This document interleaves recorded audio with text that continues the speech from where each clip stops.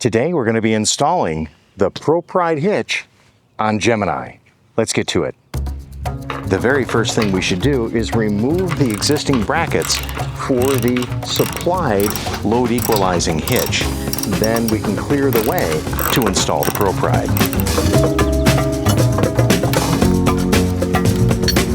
I'm also going to need to remove the propane tank housing and the propane tanks just to free up this area so that I can install everything necessary for the ProPride.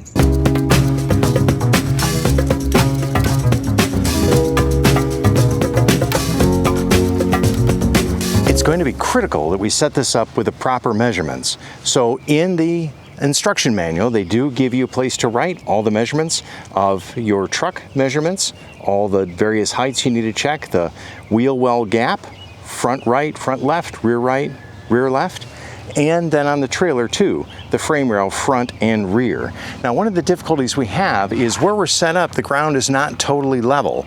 It does slope up a little bit to the back, so I've got this basically leveled, so I'm going to assume that we're pretty much correct on this. We'll be able to make some adjustments later if need be when I take this, once we're all hitched up, to a more level place. If I measure on the front, I'm ending up with about 17.5 inches on this. So let's write that down in the front measurement. 17.5. Now let's go measure the truck.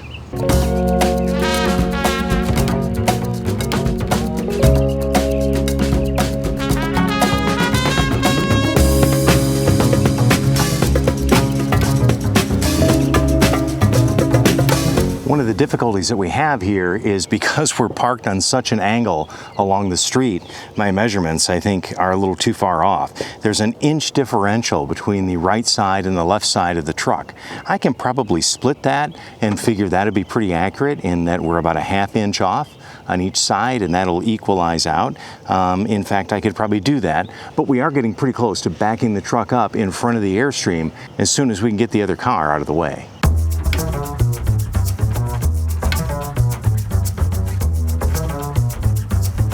I pulled the truck up to the Airstream so we can get a little more accurate measurements. I'm going to re-measure the height of the top of the receiver on the truck.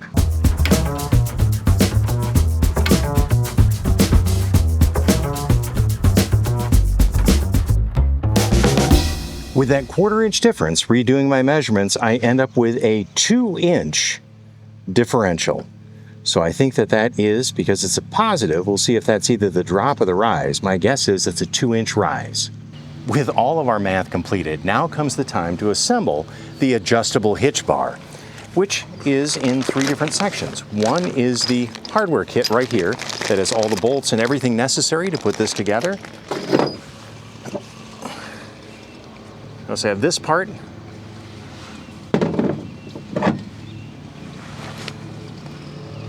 And this one as well. I had the chance recently to tour the ProPride factory to see how these parts were made. Let's take a look.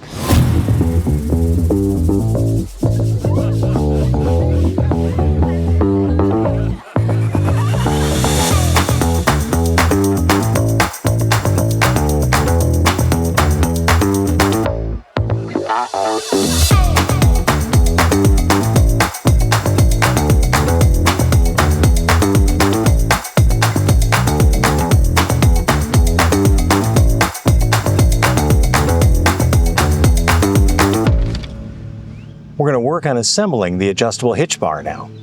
So the measurements we took here earlier take into effect. It says here, if your tow vehicle number from step 1 is 4 inches or more than the hitch box number from step 3, mount the hitch bar receiver end with the side plates down. So my step 1 is 18.5 and step 3 is 16.5. So we're 2 inches higher. So we're higher than the hitch box. So we need to mount this with the, it says, with the plates down. So I'll mount this in here like this.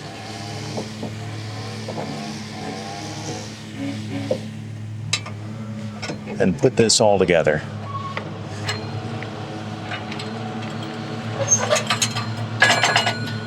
Now we're going to insert the tilt adjustment pin into the adjustable hitch bar.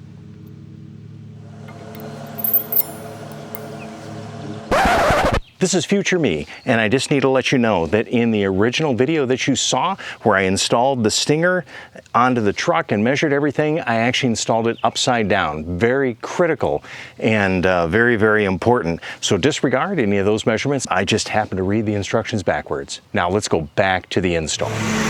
By the way, the joys of filming a YouTube video, the people across the street have pulled out all the commercial lawnmowers and everything and weed whackers, and they're just absolutely destroying my sound right now. One thing that ProPride includes that is totally surprising to me is a breaker bar, 15-inch handle, a 15/16 socket, and a ratchet wrench with 7/8 on one side and 3/4 on the other. And this would be used to provide the torsion for the spring bars. And of course, 3/4 inch is a pretty standard on almost everything used on a travel trailer. The stabilizer jacks take a 3/4 inch wrench, as well as my metal wheel chocks take a 3/4 inch wrench. So this is kind of nice. I just have an extra 3/4 inch ratchet wrench to use as needed. We're going to measure from the center of the ball back along the yoke 26 inches, plus or minus 1.5 inches. Measure from here. They come out, and 26 inches gets me right about where the support is in the yoke. That's going to be pretty darn convenient.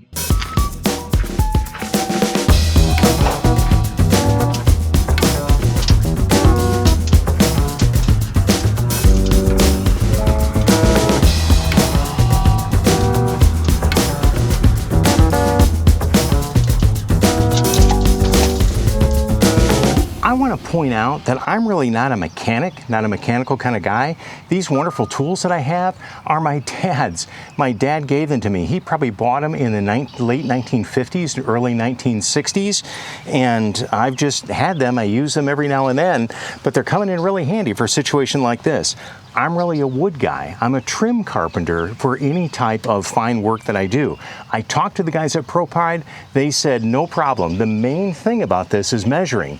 And having done kitchen design work for nearly 20 years, 1/8 of an inch is a huge differential to me. They said I'd have no problem installing this. And you're watching me install this live. I've not installed one of these before. I've just done the factory tour and looked at a couple of these installed and a couple videos on YouTube about how to install. But they do say that these are universal, left to right. There is no right or left on this, and as long as this thing stays to the outside of the A-frame. So we're going to mount the strut over this, and then there's going to be U-bolts that are going to hold this whole thing together. Let me grab the other one and set it on the other side and the U-bolts, and we'll start putting this all together. Zip back a little bit from that housing, right about there. That should work out really well. Now let's get these U-bolts in here, and a nice little tray to work on.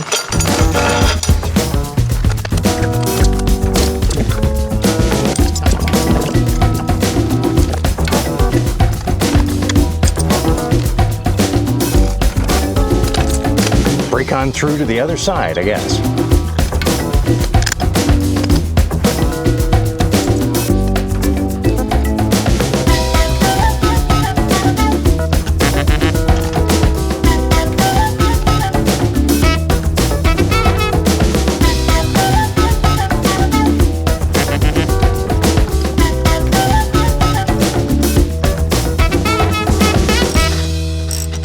Kind of like watching paint dry, isn't it?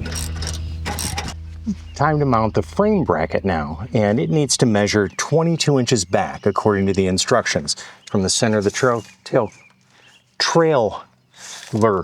from the center of the trailer coupler. So if we take our measurement right about the center and come back 22 inches, that puts us pretty firmly underneath our pan right here. And when I was at the factory, we did talk that this may have to move just a little bit for this to work, but there is a little bit of differential in play that we can use in this as well. So we're going to start to set the U-bolts and see if we can get this bar mounted underneath the frame bracket and see how that works. My solution to my sticky wicket here has been to remove all the bolts off the plate that holds the propane tanks. The U-bolt is going to go underneath this, and then I'm going to reinsert the bolts back on, and I'm going to raise up. I'm going to use washers to raise up the other side so that we're level. And this will just sit a little above the frame. We're at the point where we're going to open up the box that actually has the magic in it, what makes the ProPride Hitch the ProPride Hitch. This is exactly how they come packed from the factory when you order them.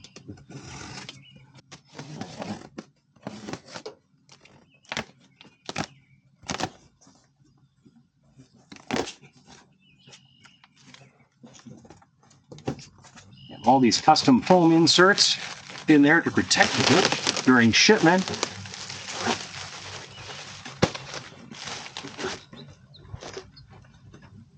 I would guess that 90% of the people who are going to get this hitch are going to have it shipped to them. Let's see if I'm young enough yet. I can get this out of here.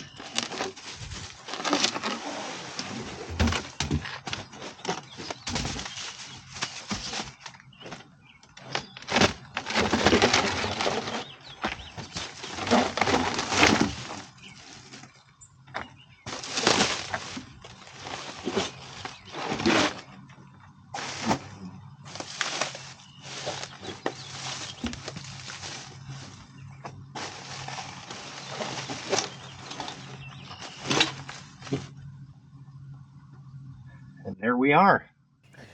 So this ball, let me get this box out of the way a little more. This ball is going to mount on the ball receiver right here on the hitch, and then it's going to be permanent. Never again will the trailer be pivoting on this ball. It's going to pivot on the mechanism. But this thing weighs, I don't know, 80 pounds or so, and there's no way that you could hold this up and get that ball on there. So the instructions say you lift this up and mount it on the stinger. So we're going to do that. We're going to mount it right on here, and then we're going to raise this up, and then we're going to back up, and we're going to lock it on just like a traditional way of latching onto a trailer.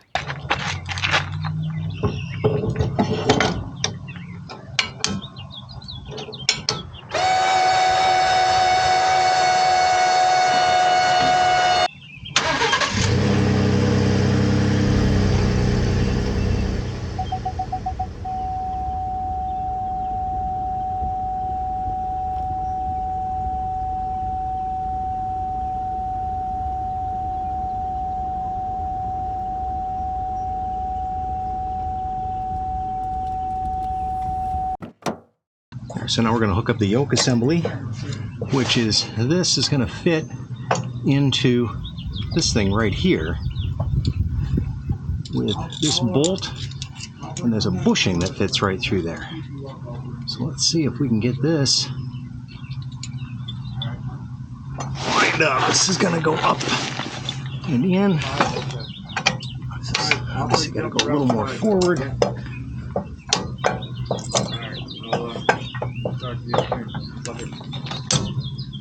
Right there.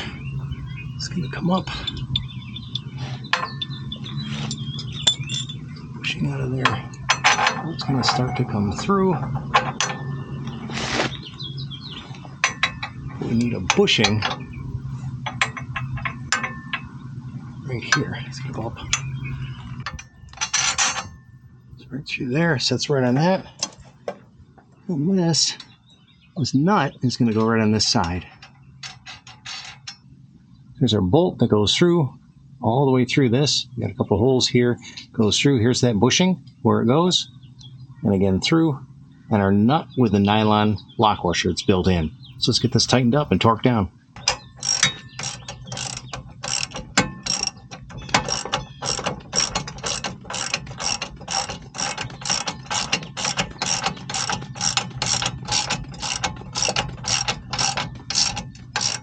It's 2 days later, first chance I've had to come back to do anything with this, and I just need to let you know that I installed this plate of the stinger upside down in the original install. I misread the instructions. These plates needed to be up rather than down. And once I got that installed properly, everything was able to slide right in and mate right up. The hitching process is very simple. A little bit of a learning curve, not too bad, but it's just different than dropping a ball. You can see we've got a nice level condition. The weight distribution is working as it should, throwing the weight up to the front axles, and I still have plenty of adjustment once I get onto more more level ground and start using this in the real world application, just to make sure I've got everything tweaked out and done right. I also need to mention that the customer support with ProPride is phenomenal. I called them, they answered my call immediately, answered my questions immediately on the phone where I didn't quite understand what was going on, and they helped me 100% get this system installed and running right. I can't wait to use this on our first big trip, the trip from Michigan to South Dakota and back, what we call the Blessed Midwest.